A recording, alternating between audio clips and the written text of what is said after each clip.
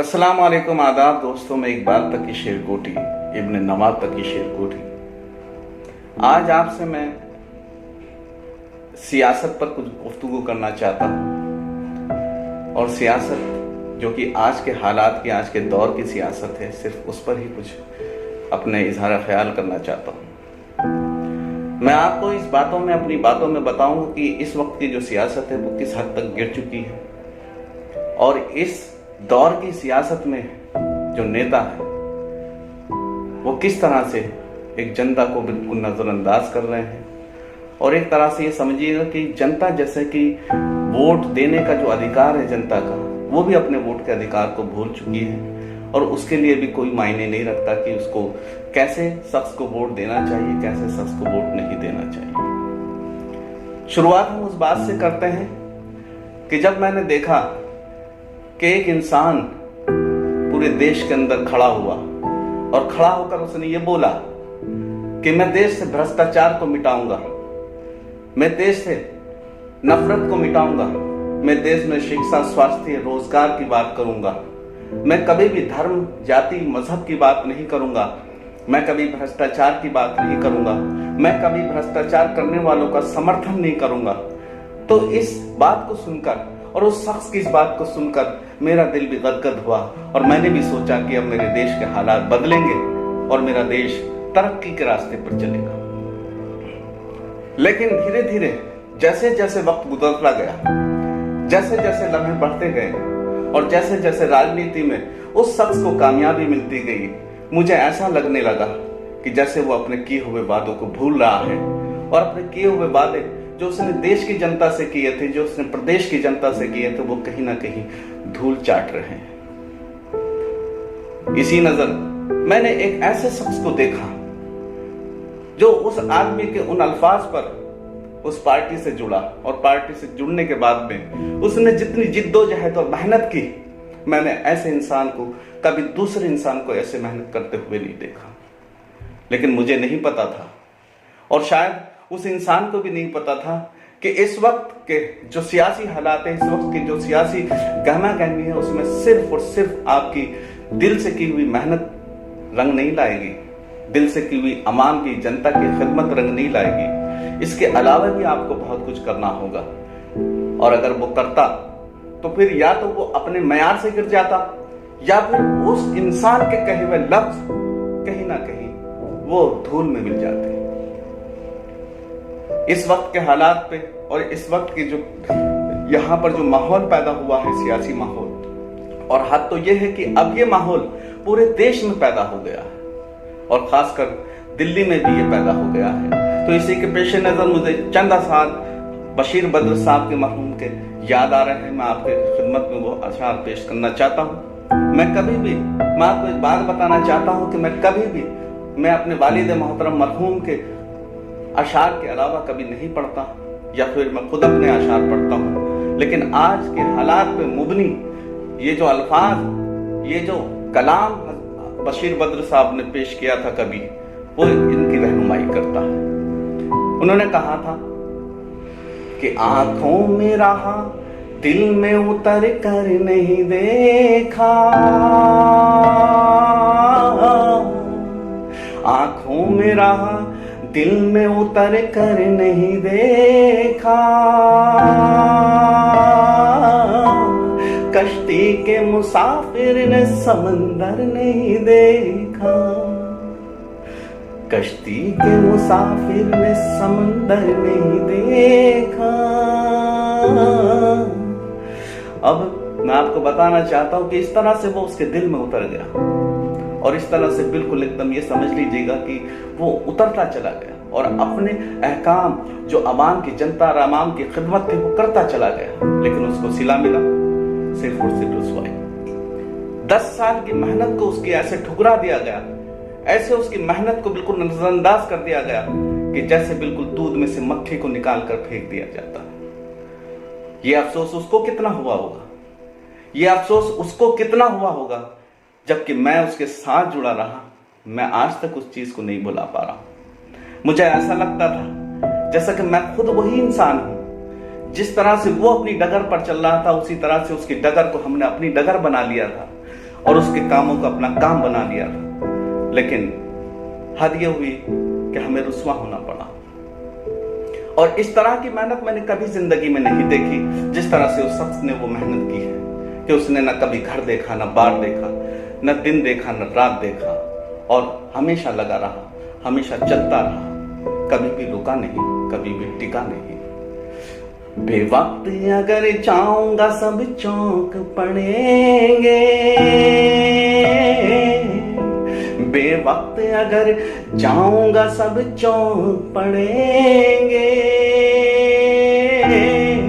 एक उम्र हुई दिन में कभी घर नहीं देखा, एक उम्र हुई दिन में कभी घर नहीं देखा। ये हालात है उस शख्स के कि बेवक्त अगर जाऊंगा सब चौंक पड़ेंगे, एक उम्र हुई दिन में कभी घर नहीं देखा। मैंने ऐसा देखा है कि उस इंसान को ये तक नहीं मालूम था कि उसके बच्चे कौन सी क्लास में पढ़ रहे हैं। मैं तो हद हो गई उस दिन जब मैंने एक दिन पूछा कि इस बच्चे का क्या नाम है, तो वो बोलने लगा कि मुझे पता नहीं इसका क्या नाम है। तो ऐसे भी कोई मेहनत करता है क्या? और ऐसी मेहनत का क्या यही सिला मिलता है क्या जैसा उस इंसान को मिला? मैं इस वीडियो के आखिर में उस इंसान का आपको नाम बताऊंगा, आप चौंक जाएंगे, आप समझ जाएंगे कि वो इंसान का दिल नहीं टूटा, उसके साथ साथ उसके साथ चलने वालों का दिल टूटा है, उसके साथ साथ उन तमाम आवाम का दिल टूटा है जो उसके राह बराबर बिल्कुल चलते थे, जिनके काम उस इंसान ने किए थे। कभी रात के 2 बजे, कभी रात के 3 बजे अगर कोई भी शख्स कॉल करता था तो वो उसके कॉल का जवाब देता था। बशीर बद्र साहब ने अगला शेर जो कलमबंद किया है वो आपके पेश खिदमत है कि जिस दिन से चला हूं मेरी मंजिल पे नजर है, जिस दिन से चला हूं मेरी मंजिल पे नजर है, आंखों ने कभी मील का पत्थर नहीं देखा। हद तो यहां हो गई कि ये सब करते हुए भी वो कभी डरा नहीं, वो कभी सहमा नहीं। उसने एक दिन ये कोशिश की कि मैं फिर खड़ा होऊंगा, और फिर खड़ा होने के बाद मैं फिर ऐसे ही मेहनत करूंगा, ऐसे ही मुशक्कत करूंगा। फिर उसने अपने 5 साल इसमें लगा दिए, झोंक दिए। मैंने 5 साल पहले उस शख्स की वो हिम्मत और हौसला देखा था जब वो इंसान हारने के बाद और चंद वोटों से हारने के बाद में अगले दिन फिर खड़ा हो गया, और खड़ा होने के बाद में वो फिर जाकर किसी गरीब मरीज के इलाज में, वो किसी गरीब मरीज के इलाज कराने में शामिल हो गए। वो कभी रुका नहीं, फिर वो कभी टिका नहीं। इसी के पेश नजर बशीर बद्र साहब के ये अल्फाज मुझे हमेशा याद आते हैं कि ये फूल मुझे कोई विरासत में मिले हैं, ये फूल मुझे कोई विरासत में मिले हैं,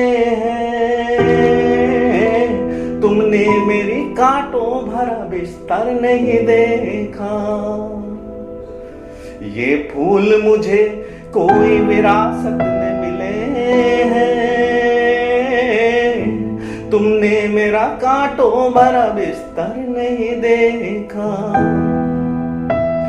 फिर उसके बाद में वो इंसान लग जाता है और वो उन्हीं मुद्दों पर काम करना शुरू कर देता है। उसे तो ये पता था कि ये पार्टी का जो एजेंडा है वो भ्रष्टाचार को मिटाना है। इस पार्टी का जो एजेंडा है वो गरीबों की मदद करना है, वो गरीबों को शिक्षा, स्वास्थ्य और रोजगार दिलाना है, सड़कों पर, पानी पर, बिजली पर काम करना है। ये भ्रष्टाचार से मुक्त पार्टी है, तो उसकी मेहनत को नजरअंदाज नहीं किया जाएगा, ये उसने सोच लिया था और ये इसने मन बना लिया था। यहाँ तक कि जो ओहदेदार थे पार्टी के वो सब भी उसको बहुत ही मकबूल समझते थे, और अगर कहीं भी जरूरत पड़ती थी तो उसी को उसके उस जगह पर पाते थे, और उसने कभी भी किसी का इनकार नहीं किया। उसे कहीं भी भेजा गया वो चला गया, उसे कुछ भी बोला गया उसने किया। उसने हर टास्क, हर चीज पूरी की पार्टी की, कभी भी उसने पार्टी को रुस्वा नहीं होने दिया। और अगर मैं ये कहूंगा कि इलाके में अगर कोई पार्टी को जानता था तो वो उसी शख्स के नाम से जानता था, सिर्फ उसी शख्स के नाम से जानता था। तो अगला शेर पेश खिदमत है कि महबूब का घर हो कि बुजुर्गों की जमीनें, महबूब का घर हो कि बुजुर्गों की जमीनें, जो छोड़ दिया फिर उसे मुड़कर नहीं देखा, जो छोड़ दिया फिर उसे मुड़कर नहीं देखा। मैंने देखा है उस शख्स को, मैं बहुत अच्छी तरह से जानता हूं उसको, मैंने इतने करीब से देखा है उसको, और मैंने महसूस किया है अपने आप को उसके अंदर, मैंने महसूस किया उसकी मेहनत, उसकी मुशक्कत में अपने आप को उसके अंदर। अगर उसको इसका सिला ये मिलता है तो मैं आज आपके सामने ये बताना चाहता हूं कि अगर इसी तरह के सिले और इसी तरह की मेहनत का अगर फल यही मिलेगा तो आने वाले वक्त में कोई कौम की खिदमत नहीं करेगा, कोई अवाम की खिदमत दिल से नहीं करेगा।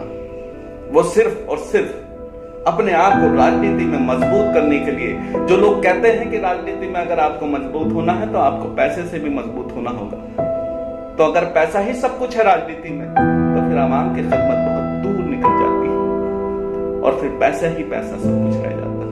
अगर कोई इंसान किसी कारोबार में 50,000 रुपए लगाता है तो वो कोशिश करता है कि उसको एक साल में उसे 1 लाख रुपए बना ले। तो इसी तरह से अगर कोई भी इंसान राजनीति में पैसा लगाएगा तो वो जाहिर सी बात है कि वो अपने उस पैसे को डबल और ट्रिपल करना चाहेगा। तो आपके वो भ्रष्टाचार के मुद्दे, आपके वो अवाम के मुद्दे, वो बहुत कहीं पीछे निकल जाएंगे।